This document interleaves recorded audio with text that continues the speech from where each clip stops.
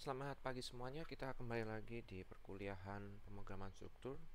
Kali ini kita sudah sampai di minggu ke-10 dan kita sampai di pembahasan mengenai function. Dalam pertemuan ini kita akan membagi function dalam perkuliahan ini ya. Dalam perkuliahan ini kita akan membagi topik function menjadi dua, yaitu bagian 1 dan bagian 2. Nah, untuk minggu ke-10 kita berada di bagian 1 dan untuk minggu berikutnya itu di bagian 2 untuk function. Jika kita melihat silabusnya, sebentar, saya harus rubah ini menjadi ini. Nah, jika kita lihat, oh mungkin ada yang salah ya. Ya, saya benarkan dulu, ini harusnya bersamaan ya. Animasinya kurang tepat ini. Ya, animasinya sebentar. Ini saya delete.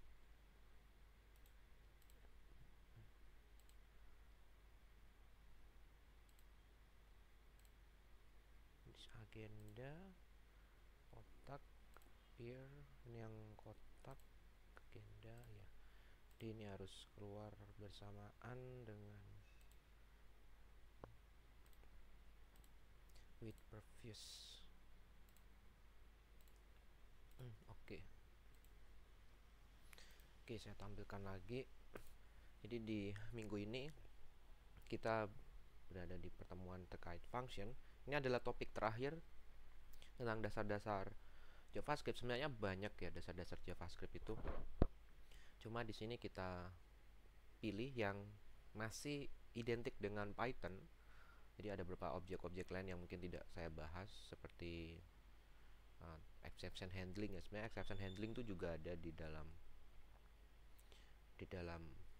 JavaScript. Tapi mungkin sebenarnya sudah saya bahas ya di bagian statement exception handlingnya untuk JavaScript. Nah, karena mungkin waktu kita terbatas cuma 14 pertemuan karena 2 minggunya itu untuk UTS dan UAS, jadi mungkin saya hanya bisa bahas untuk materi JavaScript ini hanya yang saya warna biru ini. Tapi setidaknya ini sebagai awalan ya, nanti ketika kalian mau belajar lebih dalam itu sudah setidaknya paham langkah-langkah di dalam JavaScript itu seperti apa. Tapi sebenarnya kalau kalian mau explore lagi itu bahasa JavaScript itu sangat luas dan sangat dalam. Jadi tidak hanya sekedar kita ketik codingnya lalu jalankan lalu menghasilkan jawaban. Jadi kalau kalian mau belajar lebih dalam lagi gimana JavaScript itu bisa sangat cepat, bagaimana JavaScript itu dikompilasi, bagaimana kita mengetik code itu di dalam browser itu bisa paham kode yang kita ketik itu bagaimana. Itu kalau kita mau mendalami sedalam itu akan banyak hal yang akan kalian temukan, dan mungkin kalian bisa mengembangkan teknologi baru ya, atau bahkan mengimprove JavaScript itu sendiri. Jadi masih banyak pekerjaan di dalam JavaScript. Itu yang tertarik mengembangkan bahasa, tapi mungkin ada yang tertarik orang oke lah saya tinggal gunakan JavaScript. Jadi silakan pilih yang mana, bebas kalau kalian memang tertarik mempelajari JavaScript. Nah, di sini ini adalah basic dari JavaScript dan kita akan belajar mengenai function. Saya ganti pointer dulu. Nah, ini mengenai function. Di pertemuan berikutnya kita akan belajar mengenai JavaScript Standard Library, asynchronous, dan bagaimana JavaScript itu digunakan dalam browser. Oke, berikutnya mungkin sebelum kita masuk ke function di dalam JavaScript, mungkin saya ingin menjelaskan mengenai apa itu function in general ya. Jadi function itu merupakan gagasan manusia. Di sini saya nyebutnya is a human abstraction to procedure. Jadi setiap prosedur itu manusia ingin mengabstraksi. Mengabstraksi itu maksudnya apa? Jadi misalnya ada orang melihat koki pembuat roti ya. Jadi ada seseorang melihat orang lain membuat roti. Nah, dia ingin mengubah prosedur pembuatan roti itu menjadi suatu hal yang abstrak. Maksudnya abstrak ini gimana? Jadi prosedurnya itu dia catat, dia tulis, terus dia pelajari langkah-langkahnya, dan mungkin ternyata konsep membuat roti ini sama dengan konsep misalnya membuat pizza, sama dengan konsep membuat nasi goreng gitu. Tapi mungkin berbeda bahannya, mungkin langkah step by stepnya mungkin agak berbeda, tapi tetap sama, ada bahan, ada proses memasak, menggoreng atau mengukus atau mengoven, lalu ada hasil dari proses itu. Nah, function itu adalah suatu abstraksi di mana dia bisa mengambil secara umum proses itu. Jadi ada input, ada step by stepnya, lalu ada outputnya. Nah, itulah mengapa function itu gagasan sama seperti uang ya. Uang itu adalah ide yang manusia buat supaya kita bisa melakukan transaksi dengan simple. Jadi kita nggak perlu melakukan barter. Lalu dibuatlah konsep namanya uang. Sama seperti function, dibuat suatu konsep function untuk mewakili berbagai macam prosedur. Nah, contohnya seperti apa? Tadi prosedur memasak, membuat roti ya. Di sini ada prosedur yang sering kalian lakukan, yaitu bagaimana cara menonton Instagram Reels. Nanti mungkin yang presentasi bisa mengambil contoh yang lain ya, bebas. Ini salah satu contoh saja. Nah, misalnya contohnya bagaimana menonton Instagram Reel. Pertama, take your phone, ambil handphone kalian. Terus mungkin ditambah penjelasan mengambilnya dengan tangan ya. Jangan sampai mengambilnya dengan kaki atau mungkin mengambilnya dengan tongkat yang ada capitannya gitu. Jadi take your phone with your hand, by your hand, hold with your hand, and then unlock your phone. Lalu kemudian jelas kemungkinan mungkin phone-nya ada unlock-nya, bisa di swipe ya, unlock your phone by swiping, atau enter your pin number, masukkan nomor pinnya, kemudian masuk ke main screen yang ada main screen utama. Jadi setelah swipe masuk, terus mungkin masih di menu yang belum utama, kemudian masuk menu utama yang memuat dan include Instagram screen. Ini ada S-nya ya, go to the main screen that includes Instagram app icon. Oke, Instagram app icon. Jadi diklik masuk ke main screen, kemudian press the Instagram icon. Lalu kemungkinan log to your account. Nah, misalnya kalian belum login, di log to your account, masukkan. Mungkin bisa ditambahi penjelasan di sini. Penjelasan di sini, enter your username and password. Kemudian press Reels icon in the bottom of the window. Kemudian tekan icon Reels yang di tengah. Mungkin berubah ya, saya nggak tahu yang fitur sekarang Instagram karena saya udah lama nggak gunain Instagram. Jadi mungkin ditekan di situ yang ada di bagian bawah. Kemudian scroll down to see the next reel. Jadi untuk melihatnya ya tinggal di scroll aja. Nah, kemudian spend your time infinitely in the rabbit hole. Jadi ya kita gunakan waktu kita untuk terus mencari-cari. Karena memang Instagram Reel bagus banget. Jadi ini adalah prosedur menonton Instagram Reel dan kita pun mungkin terjebak dalam menonton Instagram Reel. Nah, proses ini bisa kita tuliskan misalnya dalam suatu fungsi namanya watch reel. Lalu nanti masukkan user account-nya, lalu kita punya outputnya itu waktu yang dihabiskan sama jumlah reel yang ditonton. Jadi fungsinya watch reel, masukkan user account. Jadi maksudnya user account ini nanti setiap account dari itu bisa mungkin saya luruskan lagi. Yang sini ini proses menonton. Kalau yang di sini adalah apa yang dilakukan di dalam Instagram itu ketika ada orang yang melakukan Instagram. Jadi abstraksi watch reel itu ya benar sih. Maaf saya luruskan lagi. Abstraksi menonton Instagram reel itu bisa kita ubah dalam suatu fungsi namanya watch reel. Inputnya itu user account. Kenapa inputnya user account? Karena kalian harus memasukkan ini ya, log to your account. Mungkin sebenarnya ada watch reel ini ada aksi lagi, misalnya movement gitu, movement mungkin. Nah, tapi mungkin saya abaikan ya movement itu. Lalu mungkin outputnya bisa juga unlock Instagram account. Cuma gini saya simpelkan fungsinya. Jadi fungsi ini adalah suatu fungsi ya, tidak menggambarkan semua step by step ini ya, tapi ini adalah suatu fungsi dimana kalau kita masukkan user account, dia bisa menghitung waktu yang dihabiskan user itu dan jumlah reel yang dia tonton.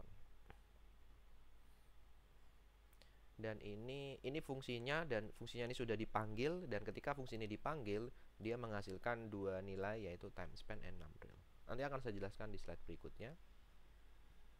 Jadi memang fungsi itu mensimplifikasi ya, kadang dia bisa membuat semua step itu jadi eksplisit itu seperti yang diberikan step by stepnya, atau mungkin secara implisit, atau mungkin direduksi ya, dikurangi step-stepnya, jadi hanya yang penting-penting saja dari step itu. Apa sih yang mau kita cari, apa yang mau kita wakilkan, yang mau kita buat. Jadi nggak harus semuanya dari step itu diterjemahkan. Ya memang ada beberapa, tergantung masalahnya ya, mau kita terjemahkan step by stepnya semua, atau kita hanya ambil stepnya karena saya butuh yang step ini, yang saya bisa implementasi ke dalam komputer menggunakan JavaScript atau bahasa pemrograman yang lain. Jadi di sini saya tandai warna biru. Jadi kalau misalnya diingat, function itu apa? Function itu biasanya disebut subroutine atau prosedur, atau mungkin apa ya? Ya ini yang mungkin yang sering digunakan dalam bahasa pemrograman, prosedur, subroutine, atau function sendiri. Perlu diingat, function ini berbeda dengan function yang kalian pelajari di dalam matematika gitu. Jadi kalau function yang di matematika itu lebih spesifik, jadi ada aturannya. Ya sama juga ada input output, tapi kalau function di matematik itu definisinya berbeda dengan function yang di komputer. Meskipun ada beberapa yang sama ya, tapi kalau kita lebih teliti lagi, dua hal itu berbeda, function di komputer dan function di matematika atau di kalkulus. Berikutnya yang akan kita pelajari dalam pertemuan ini ada 3. Jadi tentang function itu, jadi bagaimana kita mendeklarasikan atau menuliskan function. Function itu statement ya, function itu statement function itu ke dalam JavaScript. Lalu bagaimana kita memanggil, istilahnya memanggil function itu atau menjalankan function itu invoking gitu. Dan berikutnya kita ingin pelajari mengenai argument and parameters. Jadi apa itu yang disebut argumen dan apa yang itu yang disebut parameters. Ini contohnya deklarasinya, deklarasi fungsi. Di sini saya contohkan menggunakan arrow function, fungsi panah. Tapi jangan diterjemahkan fungsi panah ya. Jadi kalau fungsi panah nanti fungsinya terkait dengan. Jadi ini hanya notasinya seperti panah sama dengan lebih besar. Arrow function itu lebih ke simplifikasi penulisan function dalam bentuk yang ringkas. Kemudian ada invoking. Itu pemanggilan function tadi yang saya tulis di sini, saya panggil. Jadi greet, terus masukkan argumennya. Nah, kemudian ada optional parameter and default. Jadi gimana kalau kita mau buat parameter itu punya nilai default. Jadi kalau kita nggak masukin nilainya, dia sudah ada nilai defaultnya, nilai yang dia sudah punya kalau kita nggak masukkan nilai parameternya. Kemudian ada range parameter, bagaimana kita membuat parameter itu kalau jumlah parameter dalam fungsi itu kita nggak tahu jumlahnya berapa. Kemudian spread operator yang sudah kalian pelajari di bagian operator, itu kita bisa gunakan untuk membuat argumen yang banyak itu terpisah-pisah sejumlah parameter yang mau kita masukkan ke dalam fungsi. Dan ini yang paling penting untuk anatomi dari function. Jadi misalnya ini yang umum ya, fungsi deklarasi yang umum. Jadi setiap deklarasi fungsi yang umum itu memiliki bentuk seperti ini. Jadi ini disebut sebagai function definition. Jadi ada function declaration sama function invocation. Deklarasinya ini yang bagian atas ini ada keyword atau kata kunci function. Jadi ini kata kunci yang sudah bawaan dari JavaScript. Lalu spasi ya, jangan lupa spasi. Nama fungsi yang ingin kalian buat. Di sini saya menggunakan greet. Kemudian buka kurung biasa, masukkan namanya function parameter. Mungkin kalau di Python namanya argumen di sini ya, atau input. Tapi di dalam JavaScript ini disebut function parameter. Name ini adalah function parameter. Untuk kurung spasi lagi, mau nggak pakai spasi boleh, misalnya langsung kurung kurawal. Kemudian return adalah keluaran dari functionnya. Jadi semua expression yang ada setelah return itu dijadikan sebagai keluarannya, outputnya dari function tuh. Boleh nggak kita nggak pakai output? Boleh gitu. Jadi fungsinya itu hanya melakukan aksi saja, tapi tidak menghasilkan apapun. Contohnya seperti console.log gitu ya. Yang console.log itu outputnya adalah undefined kalau kalian tahu function itu. Tapi dia melakukan sesuatu apa? Yaitu mencetak string di konsol di terminal kalian. Namanya console.log itu kan pencatatan ya. Jadi dia mencatat string yang ada dalam log itu ke dalam terminal. Nah, bagian ini disebut function body. Jadi yang di antara kurung kurawal ini itu disebut tubuh dari function. Statements between curly braces. Ekspresi setelah return ini disebut return value. Jadi setelah return ada spasi ini yang saya kasih highlight hijau ini, hijau itu adalah return value-nya. Jadi ini bentuk umum ya. Nanti kita akan belajar lagi yang bagaimana deklarasi dalam bentuk arrow function, bentuk yang lain seperti itu, bentuk variabel. Tapi ini ada bentuk yang umum, ada function. Sama seperti di Python. Kalau Python kan def ya, nggak pakai kata function tapi pakai kata def, def nama fungsinya. Tapi kalau di dalam JavaScript menggunakan function. Macam-macam ya, setiap bahasa itu punya karakter sendiri. Tapi sebenarnya konsepnya sama, mungkin detailnya yang berbeda, detail atau fitur-fiturnya yang berbeda. Terus penamaannya mungkin berbeda karena itu ciri khasnya ya dari suatu bahasa pemrograman. Nah, kemudian ada function invocation, jadi pemanggilan fungsi itu. Jadi kenapa sih kok ini deklarasi sama invocation jadi definisi? Karena kita pengen tahu setelah dideklarasikan bagaimana fungsi itu digunakan. Makanya disebut satu kesatuan function definition. Kalau kita cuma ini aja, ini disebut deklarasi. Tapi kan setelah dideklarasikan kita pengen tahu cara menggunakannya bagaimana, maka satu kesatuan deklarasi dan invocation itu disebut function definition. Mungkin ada yang mengatakan, oh deklarasi ini definisi. Oke, kalau mungkin ada komennya, terus ada contoh penggunaan functionnya dalam sini ada komentarnya ya, di dalam function declaration. Oke, jadi function declaration sama dengan function definition. Tapi kalau saya pisahkan jadi function declaration sama invocation, dan keduanya ini jadi satu function definition karena kita bisa tahu cara penggunaannya, dan deklarasi dan penggunaannya mungkin dipisah. Ada beberapa yang digabung jadi ditaruh di sini ya, penggunaannya tuh dalam bentuk komen. Jadi enggak console.log ditulis di sini terus enggak ada komennya, enggak. Jadi dikasih komen terus ditulis console.log. Jadi satu kesatuan deklarasi sama dengan definition. Tapi di sini saya pisahkan deklarasi invocation itu jadi function definition. Oke, ini penting banget. Lah kemudian ada perbedaan antara function parameter sama function argument. Jadi kalau kita sudah masukkan nilainya itu disebut argumen. Jadi nilai parameter itu adalah argumennya.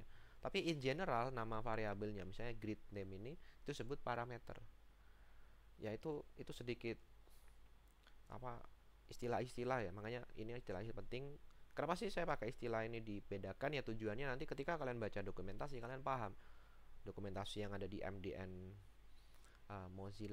Mozilla Documentation Network itu yang ada di internet yang saya sering tunjukkan, jadi dokumentasi JavaScript. Nah itu mereka menggunakan istilah-istilah function parameter, function argument. Jadi memang ketika membaca dokumentasi kalian harus paham definisi ini maksudnya apa, konteksnya apa, digunakan di dalam situasi seperti apa. Jadi makanya saya jelaskan istilah-istilah ini. Nanti kalau kalian sudah paham istilah ini kalian pelajari lebih lanjut lebih enak.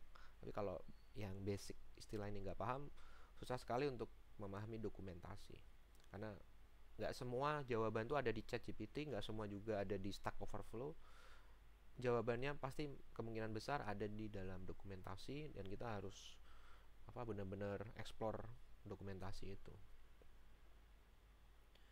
Oke, jadi ini ya ini adalah some crucial term related to function. Jadi istilah-istilah penting. Lalu berikutnya, bagaimana cara mendeklarasikan function? Simple. Di sini ada 4. Ya mungkin ada beberapa varian ya atau variasi bagaimana deklarasi function. Nah, tapi di sini saya tunjukkan 4. Pertama menggunakan function keyword yang sudah saya tunjukkan di slide sebelumnya, yaitu function greet name. Oh, mungkin saya jelaskan ya. Jadi fungsi ini sebenarnya fungsi apa sih? Jadi ini adalah fungsi yang menampilkan atau memberikan suatu string. Dia akan menuliskan hello, nama orang. Jadi misalnya hello Yasuke. Jadi ini adalah fungsi untuk mencetak, sebenarnya bukan mencetak ya, memberikan output string hello, nama orang. Nah, di sini saya pakai template literal, artinya nanti dolar dalam kurung name ini akan diganti dengan nilai dari name ini. Nilai dari function parameter itu disebut function argument. Jadi kalau kita sudah masukkan, jadi bedakan ya parameter dan argumen ini. Jadi saya tulis lagi ini fungsinya. Saya bisa tulis fungsinya itu dalam satu baris ya. Jadi kalian boleh dibentuk banyak baris seperti ini, tapi bisa juga ditulis dalam satu baris seperti ini. Jadi ini sama. Mungkin saya di sini dikasih spasi untuk bisa jelas ya. Jangan lupa titik komanya untuk kebiasaan yang bagus, karena nanti mungkin kalian akan menuliskan banyak function, jadi jangan lupa titik koma. Tapi di function nggak harus ada titik koma ya, jadi karena sudah masuk dalam keyword function, jadi nggak perlu function greet terus di belakang sini titik koma, itu nggak perlu. Lalu kita juga bisa membuat function yang di-assign, yang diberikan nilai ke dalam suatu variabel. Jadi kalau yang deklarasi fungsi yang kedua ini kita nggak perlu, jadi namanya fungsinya itu diantara function sama parameter ini kita nggak perlu sisipkan. Jadi langsung function buka kurung parameternya kemudian isi dari fungsinya. Nah, tapi namanya itu dipindah dalam bentuk variabel. Ini sama aja ya. Jadi pemanggilannya nanti sama. Mungkin saya kurang dalam untuk pelajari apakah ini diimplementasi sama Pak di JavaScript. Wah, itu pertanyaan yang lebih dalam ya. Jadi apakah JavaScript ini memahami penulisan ini dan ini itu sama dalam pemecahan code-nya. Jadi sebenarnya kan proses kita ngetik code itu, code-nya itu kan untuk dipahami sama JavaScript engine-nya. Ya, kita pakai Node.js ya. Jadi yang dipahami sama Node.js itu sebenarnya ada prosesnya, namanya parsing ya. Saya lupa kalau nggak salah parsing. Jadi parsing itu dia milah-milah, dia bisa tahu oh ini function, oh ini variabel, itu ada mekanismenya. Nah, itu pelajaran yang berbeda. Tapi itu menarik kalau kalian mau tertarik belajar bagaimana sih yang terjadi jadi di balik layar ya dari Node.js seperti itu. Nah, saya kurang tahu apakah ini akan mengerti dua hal yang sama. Tapi kalau kita jalankan di browser sama gitu. Tapi apakah si Node.js itu memahaminya sama, saya kurang tahu juga. Tapi ini adalah salah satu cara untuk deklarasi dan outputnya juga sama. Lalu ada yang lebih simpel lagi, yaitu menggunakan row function. Jadi tidak perlu menuliskan keyword function, langsung parameter, jangan lupa kurungnya ini, karena ini penting untuk menandakan function parameter. Saya kurang tahu apakah bisa nggak pakai kurung. Jadi silakan dicoba ya kalau kalian ingin tertarik. Mungkin bisa kalau cuma satu parameter, tapi saya belum mencoba. Jadi mungkin coba cuma satu parameter atau enggak, itu bisa enggak. Jadi belajar JavaScript itu coba-coba ya. Nanti kalian coba lihat outputnya, oh sepertinya kayak gini, pahami, oh. Atau kalau mungkin lebih tertarik lagi, baca dokumentasi, karena dokumentasi akan jelaskan berbagai macam case dari fungsi yang kalian buat. Sama function body-nya, isi dari fungsinya sama. Nah, yang terakhir adalah fungsi di dalam fungsi. Jadi ketika membuat fungsi itu, di dalamnya kita buat fungsi lagi. Jadi fungsi itu sebenarnya memuat fungsi lagi, atau fungsi message ini dideklarasikan dalam suatu fungsi yang besar. Ini boleh menuliskan program seperti ini, tapi kalau saya pribadi saya tidak suka menuliskan. Kalau saya ini masalah preferensi aja, bukan masalah benar salah. Jadi kalau saya pribadi saya tidak terlalu suka menuliskan nested function ini, kecuali memang tidak ada cara lain. Tapi itu sudah dibuktikan ya. Jadi setiap nested function itu bisa diubah ke dalam modularized. Modularized itu artinya apa? Setiap fungsi ini tuh bisa dipisah-pisah dalam bentuk modul. Jadi nggak harus di dalam fungsi yang kita gunakan. Tapi di sini saya contohkan kita bisa menuliskan nested function di dalam JavaScript. Contohnya seperti ini, function greetName. Kemudian saya bisa ganti-ganti hello-nya ini, saya bisa ganti hi, hello, good morning, and bye. Jadi saya bisa ganti prefix-nya ini, kata awalannya ya, prefix itu kata awalannya. Lalu kita bisa pilih tergantung indeks yang mau kita pilih. Di sini saya pilih indeksnya 1, maka yang cetak adalah hello namanya. Tapi kalau mungkin bisa masukkan di grid-nya ini, cuma mungkin saya tunjukkan untuk perbandingan sama atau enggaknya. Jadi kalau kita pakai nested kita bisa lebih banyak karena ada dua fungsi jadi satu ya. Jadi kita bisa pilih outputnya juga sama karena kita pilih indeks 1 hello. Kalau kita ganti indeksnya 0 maka jadinya hi. Silakan di explore, mungkin ada cara lain mendeklarasikan function. Yang presentasi bagian ini saya di sini hanya memberikan awalan saja, nanti lebihnya kalian bisa explore sendiri. Lanjut function invocation. Bagaimana cara memanggil function? Jadi cara memanggil function itu sederhana. Kita tinggal panggil namanya, masukkan argumen. Contohnya di sini greet name, return hello name. Masukkan argumennya. Jadi namanya adalah string ya. Bagaimana Pak kalau kita masukkan angka? Ya silakan coba. Mungkin bisa di cache, diubah secara otomatis karena kalian sudah belajar ya pengubahan cache itu. Dari misalnya string ke integer, ketika kalian operasikan misalnya integer dengan string, nanti salah satu akan diubah ke dalam format data type yang lain. Sama di sini kalau mungkin angka 2 apa yang terjadi silakan dicoba. Jadi saya di sini nggak akan coba semua ya. Jadi sini saya akan hanya memberikan trigger pemantik. Jadi kalian coba sendiri berikutnya seperti apa. Nah ini with function name kita masukkan Yasuke, nanti akan tercetak hello, spasi Yasuke. Atau menggunakan with method. Jadi ya ini agak sedikit ribet ya. Jadi fungsinya itu ada di dalam suatu objek. Jadi kalau kita lihat di sini, ini fungsinya ya, add. Jadi mungkin ini deklarasi fungsinya ada di dalam objek. Tapi tetap sama ya, ada nama fungsinya. Cuma di sini tidak ada nama, tidak ada keyword function. Nah, mungkin ini bisa mungkin ini saya tambahkan harusnya ya. Jadi declaring function inside object. Mungkin sini ada tambahan declaring function inside object. Tapi mungkin saya hanya menunjukkan 4 ya. Nah, ini adalah declaring function inside object. Jadi mendeklarasikan fungsi di dalam suatu objek. Nah, itu tidak menggunakan function, langsung nama fungsinya. Nah, di sini tidak ada inputnya. Ya, karena memang saya tidak mendeklarasikan fungsi ini dengan input. Karena inputnya nanti akan mengambil property name dari objek ini. Nah, cara mengambil property name dari objek ini gimana? Itu menggunakan kata this. This itu sebenarnya adalah alias ya, atau nama lain dari kalkulator ini. Jadi nanti ketika kalkulator ini kita jalankan objek ini, dan kita mau akses operand 1 ini, kita mau akses operand 1 ya, kita menggunakan kata this. Sebenarnya this itu adalah kalkulator. Bisa nggak kita ketik kalkulator? Menurut saya kurang tahu bisa atau enggak ya. Silahkan dicoba ya. Ini sama seperti yang di dalam kelas ya, kalau nanti kalian belajar PBO. Ini adalah kita mengakses nama dari variabel kalkulator. Ya mungkin bisa menggunakan kalkulator, tapi saya kurang tahu. Nanti akan kita coba ya. Coba, saya juga penasaran. Coba kita akan coba apakah bisa menggunakan kalkulator. Jadi ini adalah saya namakan function lalu with method. Ini name with method.js.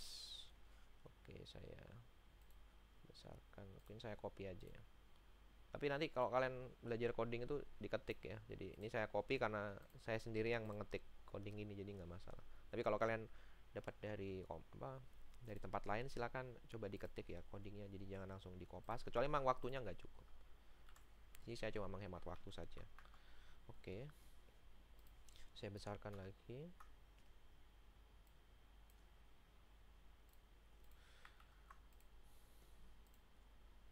Tapi mungkin sebelum saya mau menjalankan ini, saya mau menjelaskan ini adalah objek kalkulator. Jadi saya bisa set nanti penggunanya kalkulator.operand1. Jadi bisa saya isi operand 1-nya, operand 2-nya. Nanti kalau saya mau menjumlahkan ini, saya panggil kalkulator.add. Kemudian saya bisa cetak hasilnya kalkulator.result. Itu saya mau mengakses yang bagian ini. Nah, yang jadi pertanyaan, apakah saya bisa ganti this-nya ini jadi kalkulator, Pak? Kalkulator result sama dengan kalkulator operand 1 plus kalkulator.operand 2.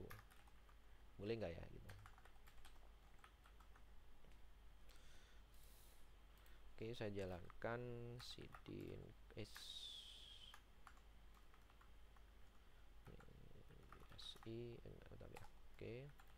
in class with 10 ya, ls nya sudah ada di situ. Nah, saya jalankan node function with bisa, jadi tetap bisa menggunakan kalkulator di sini. Nah, itu kenapa pakai this, Pak? Ya itu buat menunjukkan saya sebenarnya mau mengakses yang kalkulator ini. Jadi saya mau mengakses operan ini sebenarnya bisa menggunakan, sebenarnya bisa nggak ya menggunakan operan gini? Tapi itu untuk saya tidak, bukan langkah yang bagus ya sepertinya. Tapi mungkin bisa di JavaScript. Oh, nggak bisa. Kalau kita menggunakan operand sini dia bingung ya. Jawabannya operand one is not defined karena di dalam scope kurung ini itu tidak ada operand one. Karena kan dia ada di luar scope ini ya. Scope itu jangkauan. Dan saya mau mengakses di luar scope function ini. Jadi fungsi. Jadi saya mau mengakses property name di sini saya menggunakan this atau kalkulator. Kalkulator atau this. Jadi mungkin untuk kalau misalnya nama objek kalian panjang, kalian bisa menggunakan this kan lebih efisien ya gitu. Nah, jadi seperti itu. Nah, ini saya kurang titik koma ya. Nah, ini harus di copy ke sini. Titik koma ya. Nah, titik koma. Nah, seperti itu. Jadi saya balikin lagi. Jadi silakan dicoba ya. Jadi JavaScript jangan berhenti. Contoh saya jalankan. Oke, terus kalian coba bertanya, bisa nggak? Bisa nggak? Bisa nggak gitu. Jadi itu namanya eksplorasi. Kalau kalian lebih sering eksplorasi dan banyak mencari tahu, itu kalian bisa dapat hal-hal baru kadang. Atau ya mungkin di internet sudah ada ya, cuma eksplorasi itu penting banget dalam belajar bahasa pemrograman dan ilmu apapun ya. Jadi nggak sebatas yang disampaikan dosen di kelas atau yang saya sampaikan di YouTube ini. Jadi kalian coba lagi. Kalian akan bisa bikin hal-hal baru yang mungkin orang nggak bisa bikin. Terus kalian mungkin bikin video YouTube terus viral gitu. Jadi viralnya itu keilmuan ya, jadi bukan hal-hal yang sepele. Jadi silakan dicoba, explore, terus coba ditanya bisa nggak gitu. Jadi curiosity itu penting banget. Rasa penasaran, curiosity itu. Baik, kita kembali lagi. Oke, jadi ini dalam metode kita bisa assign nilainya. Saya ganti nilai operand 1 jadi 5, operand 2 jadi 7. Di awalnya dia sudah punya nilai 1 ya. Gimana kalau ini nggak ada gitu?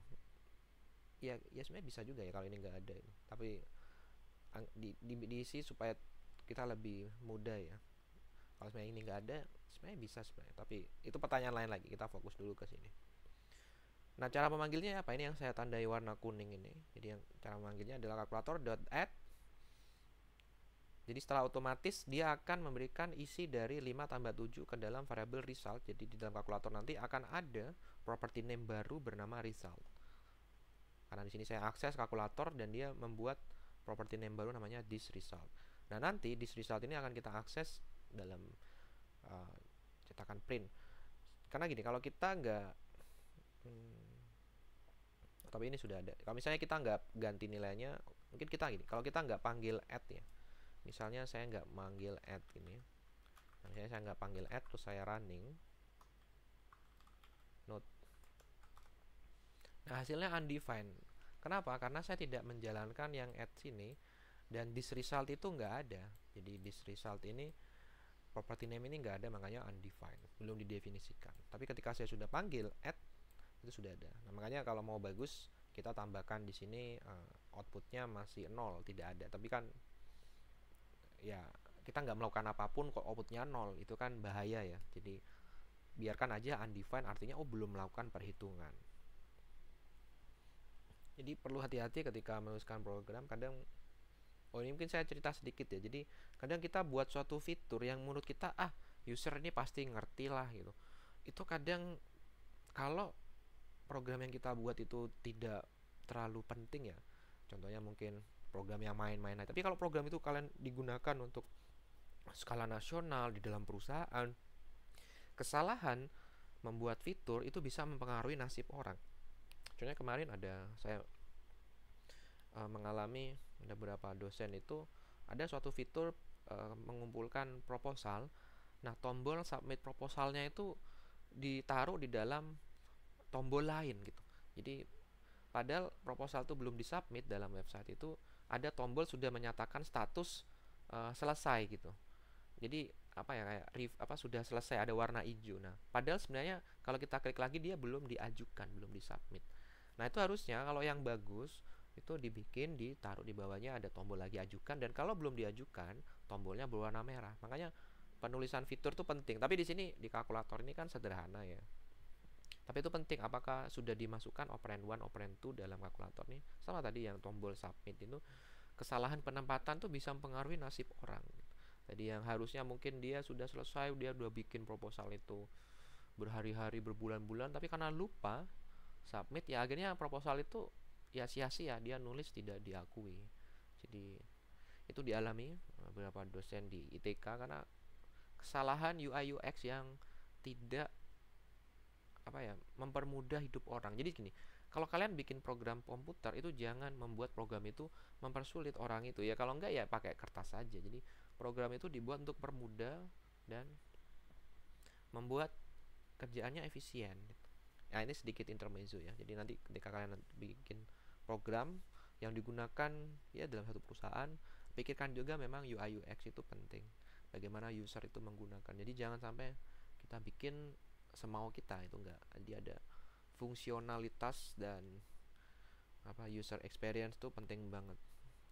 Makanya yang tertarik bermain game itu UI UX terbaik menurut saya dari semua aplikasi yang ada di dunia. Jadi kalau pengen belajar tentang UI UX, itu belajarlah dari game. Game itu bagus banget.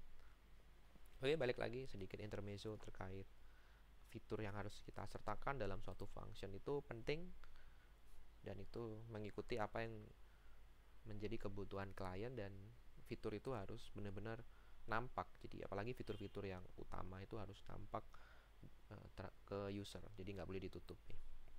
Ini sedikit cerita saya karena ada beberapa dosen di ITK itu mengalami dan cerita ke saya, dan itu benar-benar parah sih gitu. Jadi saya sendiri melihatnya itu bisa mengubah nasib orang gara-gara fitur yang tidak terlihat. Oke, kita lanjut lagi, mungkin akan saya contohkan ya di bagian minggu ke-15 seperti apa sih kesalahan fitur itu. Baik, berikutnya sebentar. Nah, kemudian function invocation yang ketiga yaitu menggunakan call and apply. Jadi di sini ada suatu perintah namanya call and apply. Ini contoh, kita punya fungsi namanya .max. Fungsi .max ini bawaan dari library namanya math. Ini sudah ada ya, library math ini bawaan dari JavaScript. Nah, fungsi dari math.max ini adalah menghitung nilai maksimum kalau diberikan suatu array of number ini. Dan sini saya deklarasikan array-nya 4, 2, 3, 1, 1, 2, 3, 5, 1, 3, 3 ini array of numbers. Kemudian saya bikin variabel untuk menyimpan nilai terbesarnya itu. Jadi tapi saya belum definisikan nilainya, jadi masih undefined. Nah, kemudian saya isi nilai terbesar ini dengan math.max, dan saya menggunakan spread operator. Kenapa? Karena maksimum ini kalau kita tidak menggunakan spread operator, yang kita masukkan adalah array besar gitu. Padahal yang dia mau itu adalah daftar nilai-nilai. Jadi misalnya yang saya mau inputkan tuh bukan kurung siku 4,2, gitu, bukan. Tapi yang saya mau tanpa kurung siku, jadi 4,2,3. Dia harus menggunakan spread operator. Kalau kita bisa tuliskan console.log because di sini. Nah, ini adalah invocation yang umum ya, yang kita panggil nama fungsinya, kemudian masukkan argumennya. Nah, yang bagian ketiga ini adalah menggunakan apply. Ya, ini agak sedikit aneh ya. Kenapa ada kurung kurawal Pak, kemudian array of numbers. Jadi kalau apply, kita terapkan max ini ke dalam array of number ini. Jadi sebenarnya apa sih yang terjadi dalam apply ini? Sebenarnya dia mengextend array kosong ini. We extend an empty object, bukan array, maaf, objek kosong ini dengan .max. Jadi objek kosong ini sebenarnya tidak memiliki metode, karena ini objek kosong. Dia memiliki metode bawaan ya dari objek prototype. Nah, tapi di sini kita extend metodenya dengan .max ini. Jadi .max ini nanti akan ada di dalam empty object ini. Seperti yang saya tulis, we extend an empty object with math.max method. Jadi nanti yang kurung ini sudah memiliki kurung kurawal yang kosong ini, empty object akan memiliki metode math.max.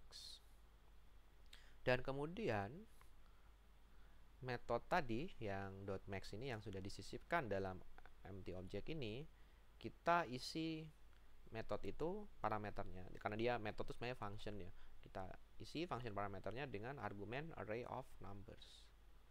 Nah, lihat di sini kita nggak perlu pakai spread operator, tapi kalau kita pakai dot call kita butuh spread operator. Jadi dot call ini sama dengan yang memanggil secara langsung, tapi kalau apply ini kita terapkan aja gitu. Dia otomatis akan mengubah array of number ini menjadi daftar panjang angka-angka ini.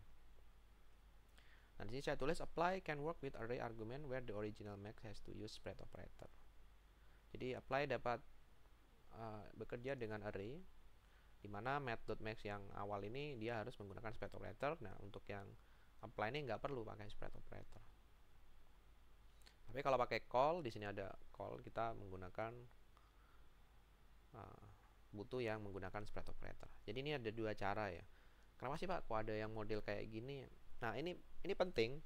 Penting kenapa? Karena nanti kalau kalian belajar namanya functional programming, itu adalah paradigma pemrograman yang baru lagi. Kalau di sini kan kalian belajarnya namanya structure programming ya, pemrograman terstruktur, yaitu menggunakan if, else, bahkan PBO itu sebenarnya ada di dalam konteks pemrograman terstruktur. Jadi ada strukturnya seperti apa, ada objeknya, dan banyak hal lah. Nah, ada yang lebih fokus lagi, paradigmanya itu menggunakan objek. Jadi nanti loop semua itu diganti objek. Kok bisa Pak ya, gimana? Nah, itu pertanyaan lain lagi. Jadi if else itu bisa kita nanti ganti objek semua. Dalam PBO itu bisa semua kita ganti. Nanti akan ada istilahnya nanti design pattern. Jadi ada 14 desain bagaimana kalian membuat suatu program. Misalnya membuat tombol undo, tombol redo, apalagi membuat bagaimana menambahkan ke dalam table. Itu ada proses-proses yang sudah distandarkan dalam suatu buku, suatu aturan namanya design pattern. Itu penting banget, paradigma design pattern itu yang hasil dari PBO tadi. Nah, ada juga paradigma baru namanya functional programming. Adakah design pattern dalam functional programming? Ada. Cuma mungkin saya juga belum explore terlalu dalam ya. Saya belajar yang functional programming itu dasarnya ya. Jadi nanti semua looping semua itu dijadiin dalam bentuk fungsi. Ada fungsi-fungsi yang seperti dot map yang sudah kalian pelajari, itu kan sebenarnya iterasi ya. Tapi yang sama seperti ini sebenarnya apply ini kan iterasi, dia satu-satu iterasi, cuma karena sudah ada max dia otomatis iterasinya implisit, ada di balik layar, nggak kelihatan ya. Sebenarnya ada iterasinya.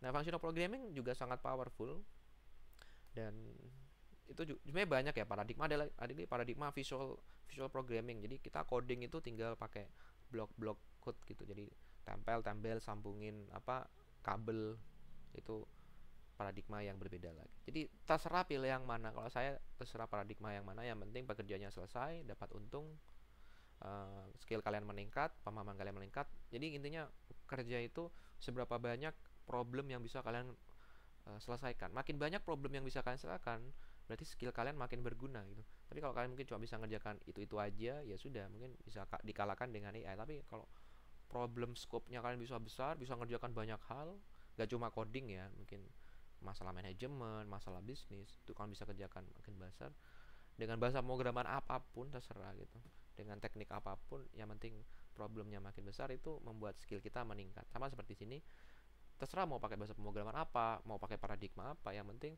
kalian bisa mengerjakan banyak hal. Bisa mengerjakan banyak hal, peluang untuk kerjasama dengan orang menjadi lebih mudah, karena lebih bisa fleksibel ya, bisa kerja di mana aja gitu. Ya mungkin nggak fokus, cuma itu yang terjadi di Indonesia, kita harus punya banyak skill set yang luas. Kalau enggak ya, kecuali memang kalian sudah punya sumbernya ya, kalian bisa fokus. Tapi ini pengalaman saya harus fokus. Misalnya mau fokus JavaScript, pengalaman saya bukan fokus ya, jadi harus skill setnya banyak. Jadi misalnya kalian bisa JavaScript, dalami, kemudian kalau misalnya teknologinya berubah, kalian bisa switch, misalnya ke depan bukan JavaScript tapi TypeScript ya, langsung tinggal pindah aja. Tapi kan sudah menguasai JavaScript itu, mungkin tinggal beda sintak atau belajar hal baru. Jadi terus belajar, terus upgrade skillnya. Oke, itu intermezzo. Saya mungkin kebanyakan intermezzo. Lanjut lagi. Nah, berikutnya optional parameter and default dari function itu. Ini bagian yang ketiga ya. Jadi di dalam function kita bisa buat parameternya itu memiliki nilai awal. Jadi kalau kita nggak isi nilai parameter itu atau kita tidak isi argumen ke dalam function itu, maka function itu tetap bisa berjalan. Contohnya di sini adalah suatu fungsi yang mengambil properti dari suatu objek, namanya get property names. Jadi mengambil, benar ya, property names ya, objek kan, objek itu ada property name and value. Nah, kita mau ambil name-nya itu gimana? Nah, itu saya bikin functionnya, masukkan objek, masukkan array. Array ini adalah hasil akhir nanti ketika kita sudah mengambil nama-nama tadi lalu dikumpulkan ke dalam array ini. Jadi nama-nama tadi kita kumpulkan, kita taruh ke dalam array. Nama-nama property name itu ya. Nah, misalnya saya nggak mau definisi, saya nggak mau masukkan function parameter array, jadi argumennya saya kosongin, itu tetap bisa jalan. Caranya gimana? Itu menggunakan optional parameter. Jadi menggunakan if di sini. If array undefined, jadi belum diisi, maka arraynya diisi dengan array kosong.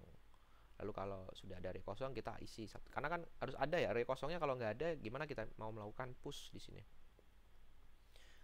Nah, di sini JavaScript mempermudah, jadi kita nggak perlu menggunakan blok if sini. Kita bisa langsung array sama seperti di Python ya. Jadi ada keyword argument, argumen kata kunci, jangan diterjemahkan sih. Jadi keyword argument itu langsung sisipkan aja nilai defaultnya. Oh, nggak kelihatan ya. Sisipkan aja di sini nilai defaultnya, kemudian langsung jalankan. Jadi meskipun nggak diisi dan diisi tetap bisa jalan. Jadi di sini array parameter is optional. Namanya di sini disebut optional parameters. Jadi array ini optional. Kalau di sini array ini adalah default parameter. Jadi ada defaultnya empty. Parameter has default, bukan default parameter ya. Has default. Jadi punya default. Kalau di sini is. Jadi dia bersifat opsional. Kalau di sini array parameter has default argument, yaitu empty array.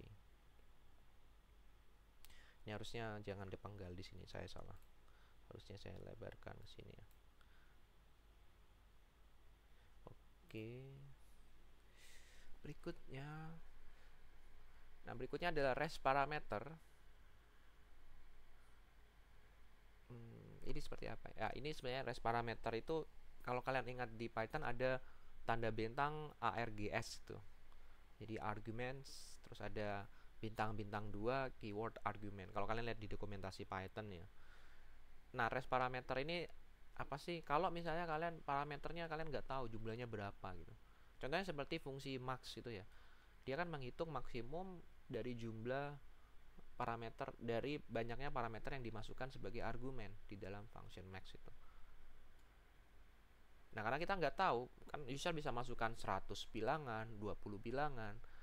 Nah, ada bantuan untuk melakukan itu yang dinamakan dengan res parameter. Caranya gimana? Res parameter itu menggunakan spread operator. Makanya spread operator itu saya jelaskan dalam kuliah ini, karena itu penting sekali ya konsep spread operator. Kalau kalian paham itu, kalian paham yang bagian sini. Nah, di sini contohnya fungsi max. Nah, ini yang saya definisikan ya. Kalau yang di atas tadi kan menggunakan bawaan dari JavaScript math.max. Nah, yang di sini ini saya definisikan. Max ini saya definisikan sendiri fungsinya. Jadi dia akan mencari nilai maksimum, diberikan nilai-nilai, daftar nilai sebagai argumen fungsi max ini. Logikanya gimana sih menghitung max itu? Jadi ya satu-satu kita tes.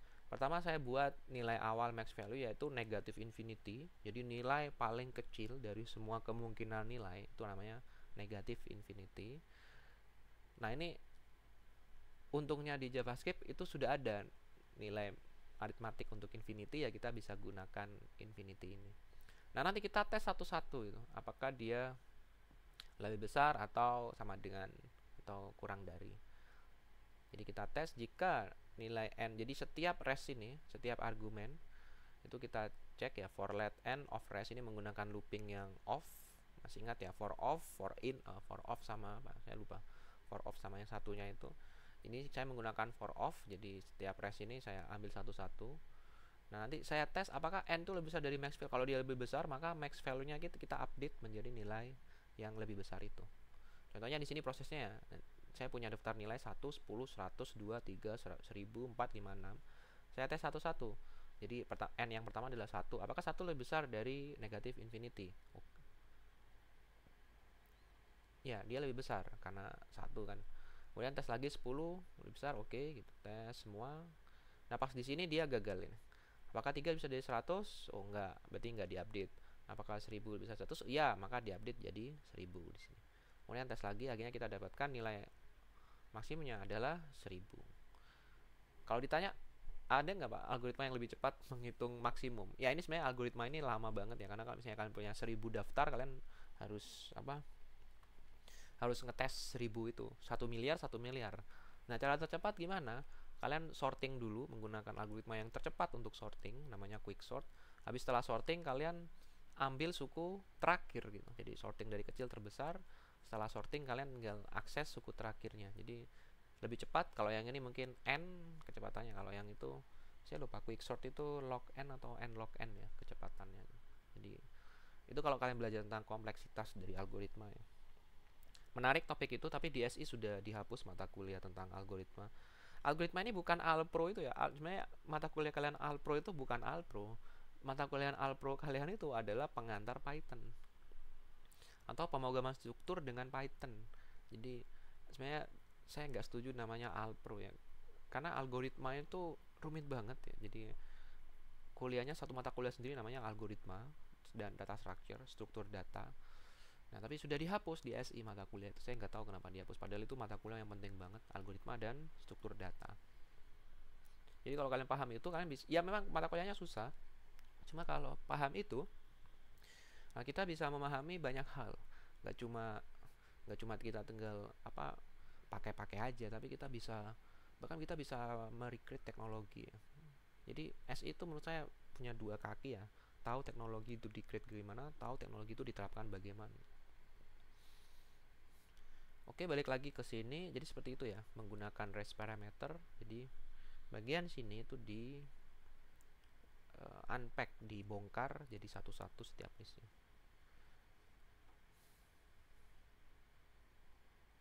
Terus yang bagian ini saya lupa. Ya, ini penjelasannya. Sebentar.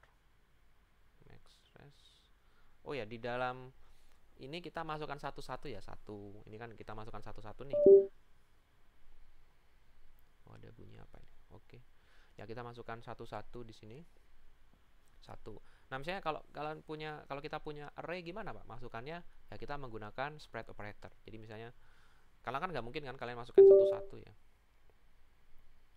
Jadi kita butuh spread operator untuk bisa menjadikan daftar angka ini dalam array menjadi inputan argumen di dalam fungsi max.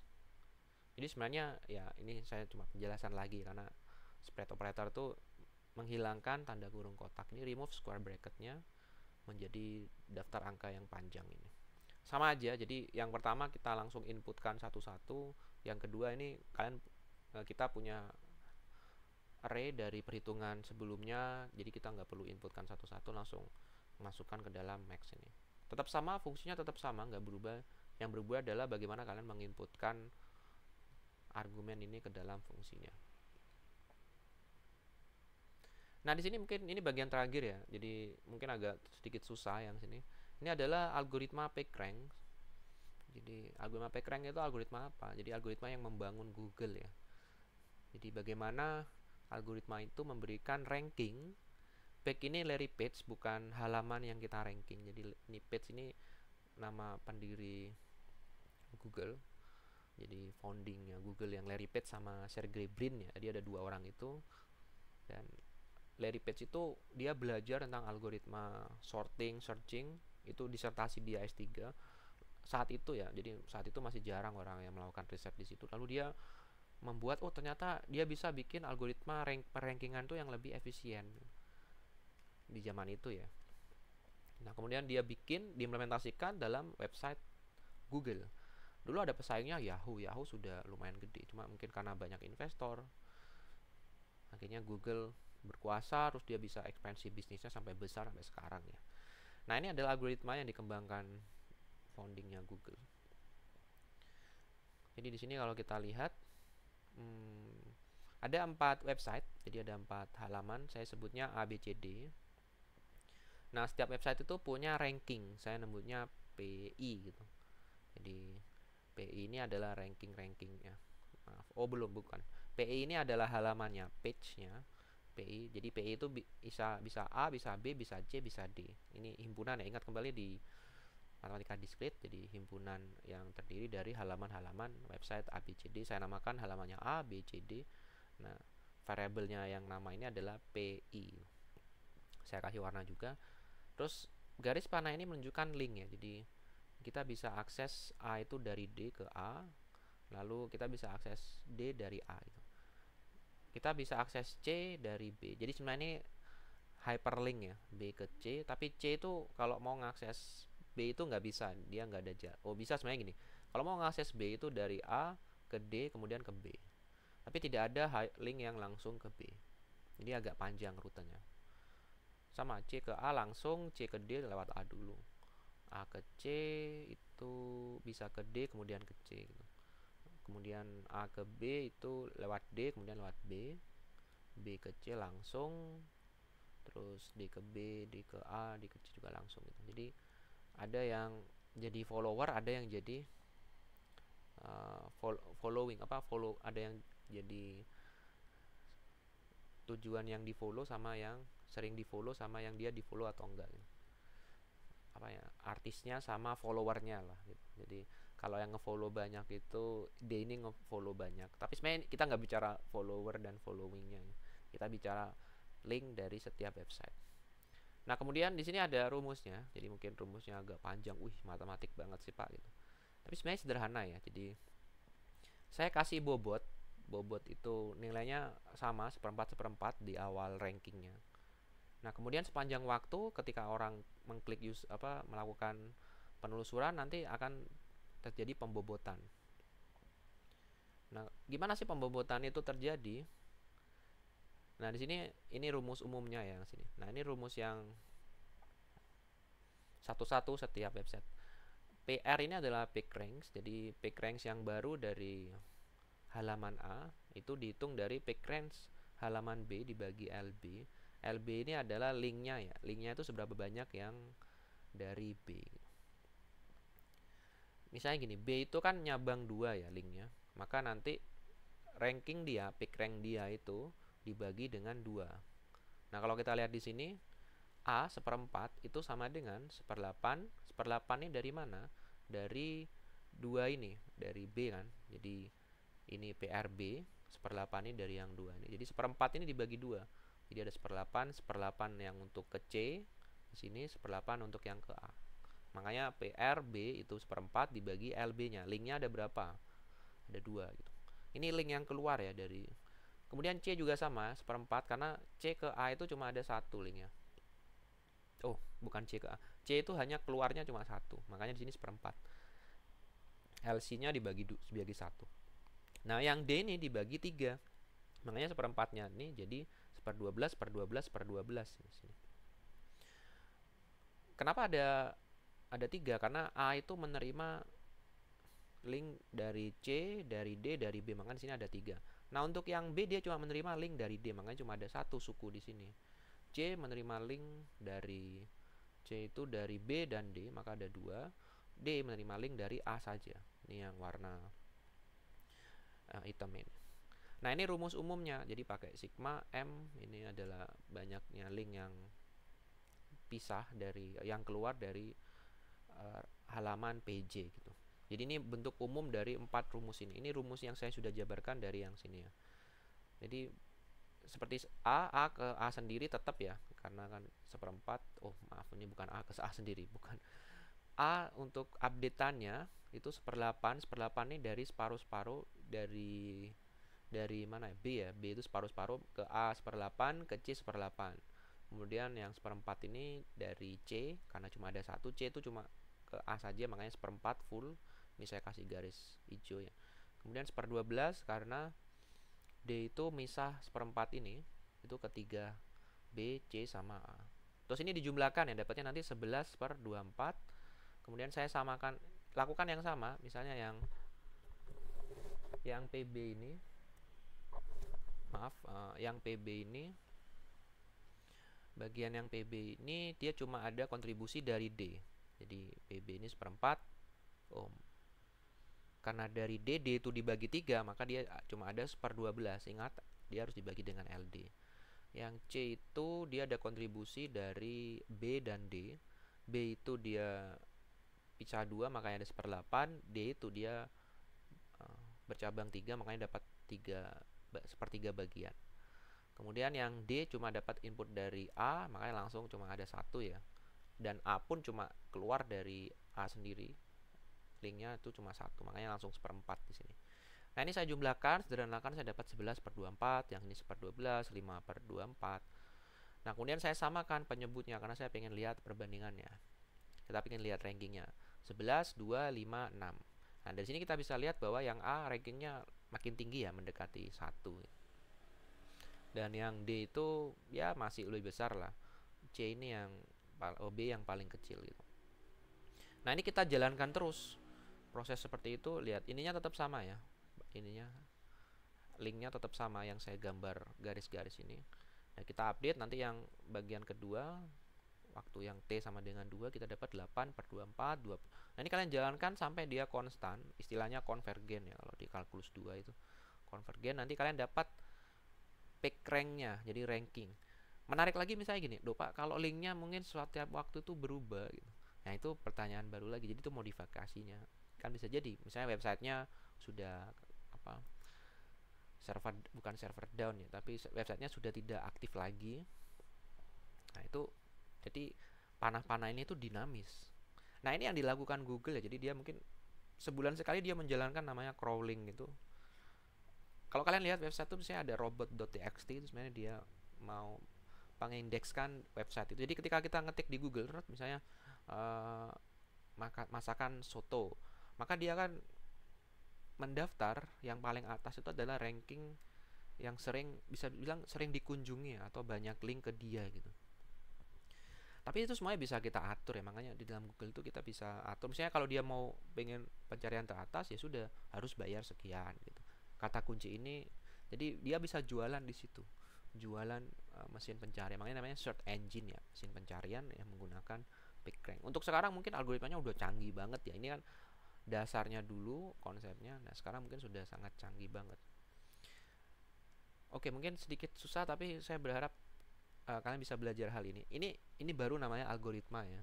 Jadi ini kalau kalian belajar algoritma, kalian belajar proses-proses seperti ini. Jadi gimana melakukan perankingan, gimana. Jadi banyak hal, algoritma tuh luas banget topiknya, dan menurut saya itu bagian ilmu komputer yang paling menarik karena kita bisa tahu di balik layar proses-proses yang kita lihatnya sepele tapi ternyata itu rumit banget, susah banget. Seperti contoh misalnya kita tinggal klik wifi terus dia otomatis connect internet.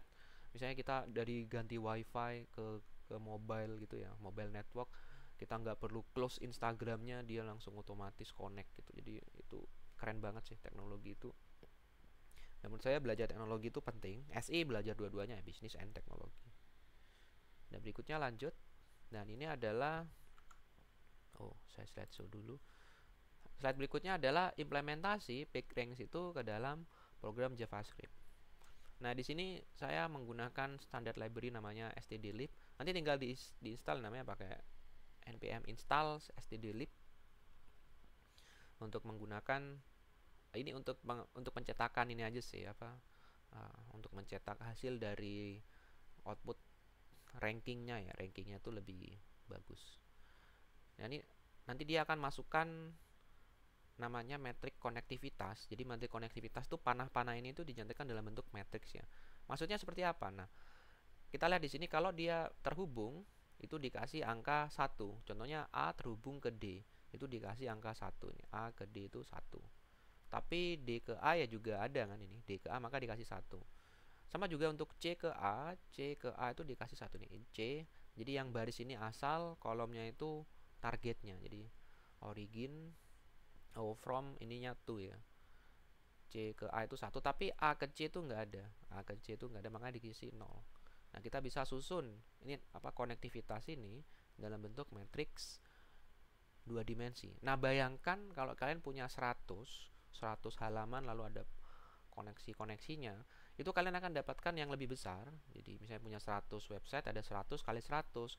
Nah, kita akan tahu bahwa sebenarnya matrik yang dibuat itu seperti yang sudah kita bahas di minggu sebelumnya adalah sparse array.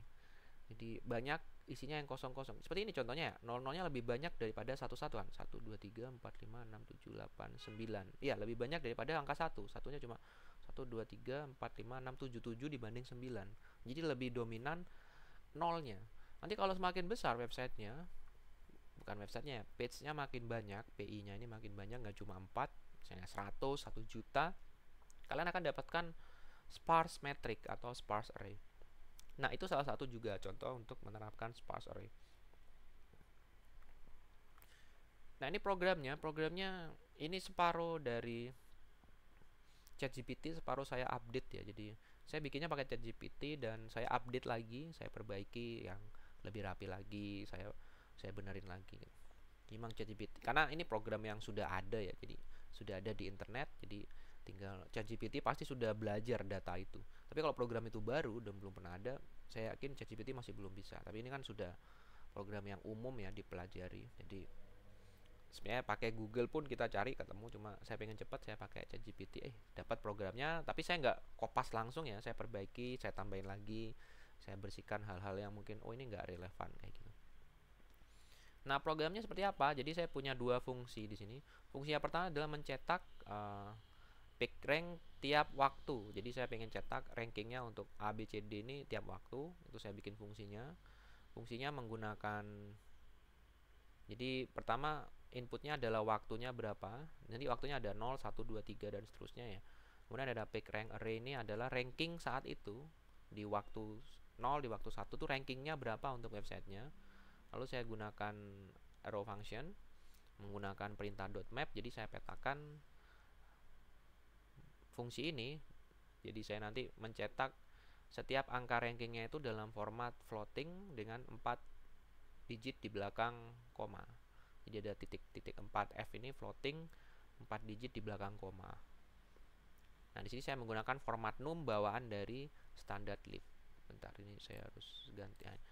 Saya menggunakan stdlib di sini, standard library, untuk mencetak string itu memiliki format. Karena kenapa saya pakai ini? Karena sepertinya tidak ada ya, karena tidak ada formatting gini untuk di JavaScript, atau mungkin ada tapi mungkin saya nggak tahu. Jadi saya butuh seperti ini formatting, makanya saya butuh stdlib ini, format num di sini ya. Kemudian saya bisa tulis pick rank at t berapa gitu, untuk t berapa. Ini format numbernya untuk sebentar, pick rank round numbernya sudah saya dapatkan, maka bisa saya cetak di sini. Nah, kemudian yang fungsi kedua itu adalah perhitungan pick ranknya. Jadi butuh input connective matrix, yaitu ini connective matrixnya. Jadi mungkin saya tambahkan kalimat lagi ya, connective matrix gitu. Jadi karena sepertinya kalau nggak gitu, nah ini saya tambahkan connective matrix, connective matrix.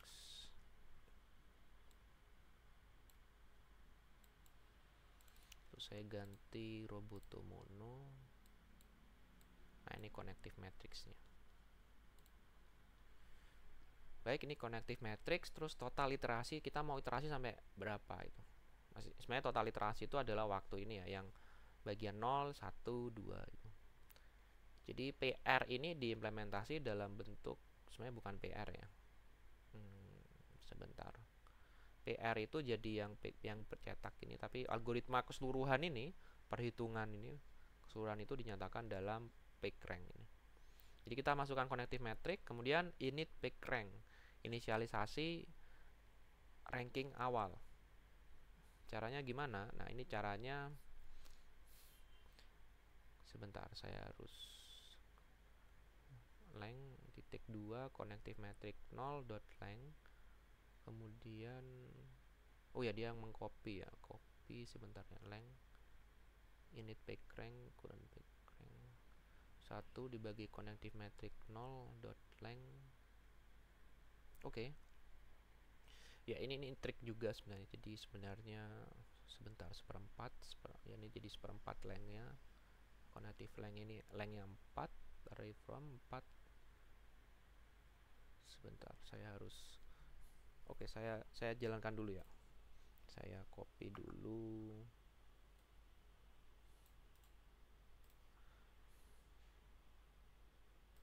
Baik, saya copy di sini packrang. Ya, saya belum bikin di sininya packrang.js. Oh, mungkin saya bedakan namanya, demo packrang.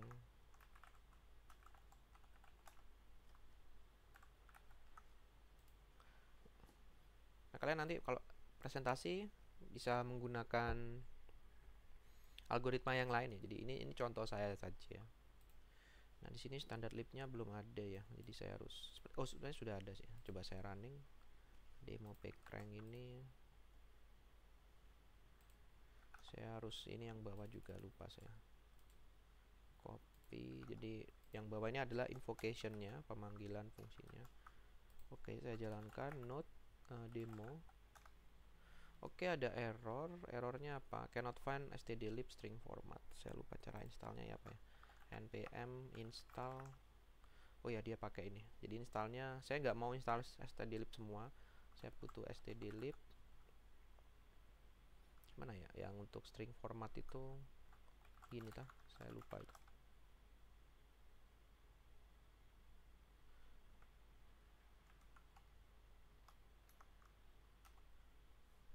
Sebentar, saya lupa juga stdlib. Oh gini, string format. Benar nggak sih? Oh, beda-beda. Cannot read from remote repository. Sebentar saya cari dulu ya. Kita cari dulu how to install atau stdlib npm.